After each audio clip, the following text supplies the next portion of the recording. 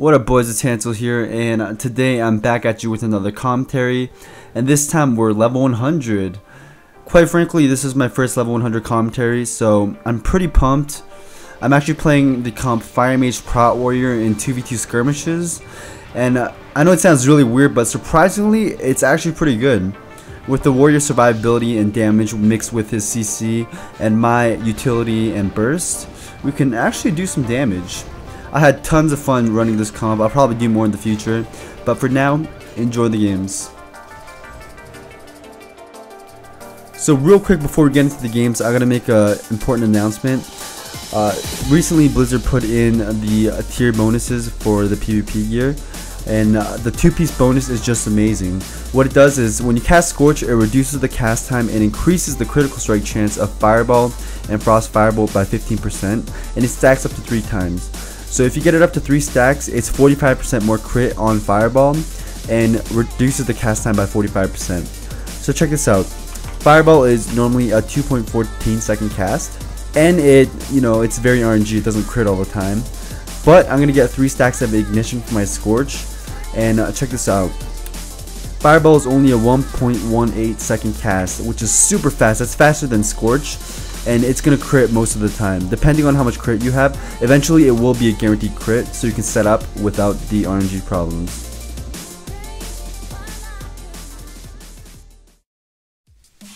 So the game is pretty slow paced right now compared to Mists.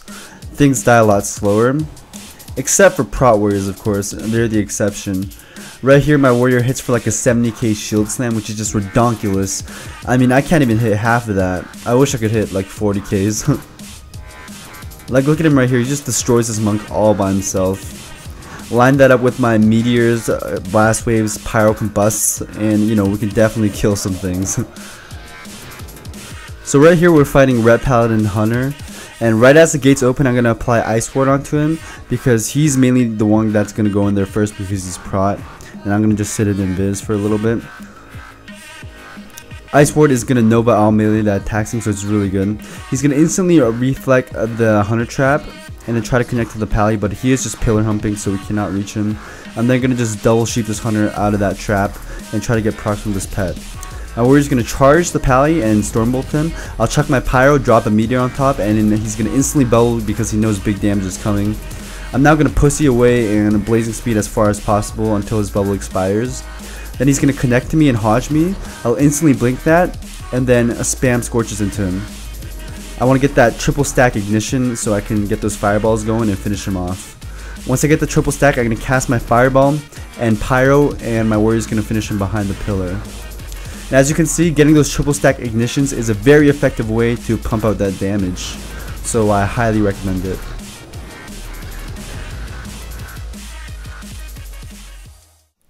Alright, in this next matchup, we're going up against Arms Warrior Resto Shaman. So I'm going to once again Ice Ward my warrior right out of the gates and go in Viz. I'm going to let my Prot Warrior battle it out with Arms Warrior, and my job is to go and try to land CC on the Resto Shaman as fast as possible.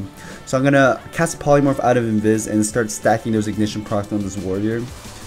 But he is coming towards me, so I'm just going to continue cutting. My warrior is going to double fierce, so I'm going to drop a meteor on top, but the shaman strangely trinkets it and runs away, so my meteor only hits the warrior.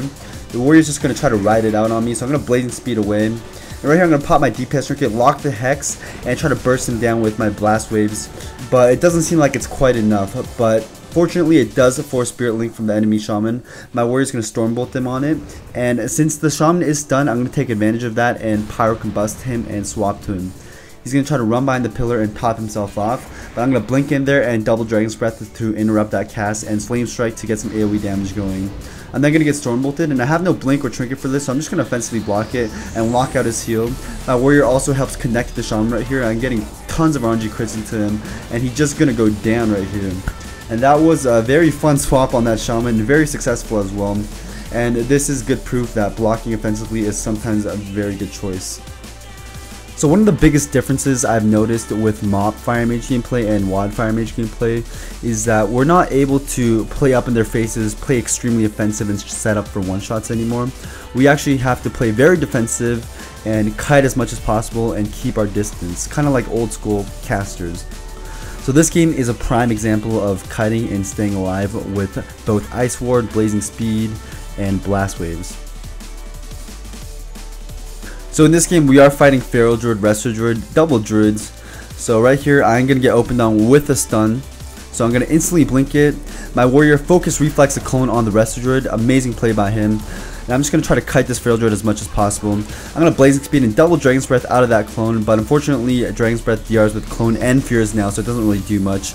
We're going to try to swap on this Resto Druid with the Stormbolt, so I'm going to Power Combust into him, which does force Barkskin. I'm going to try to spell steal those Hots off him and Amplify Magic it for as much healing as possible. But it is not enough, so I'm going to have to be forced to Ice Block and Cold Snap. I am getting topped off fairly quickly from this Ice Block glyph, but not for long. This Feral Druid is just ripping me a new one. I have Hypothermia up right now, so I just need to kite as much as possible. But it's really hard to do with the Feral just sticking on your ass, riding you.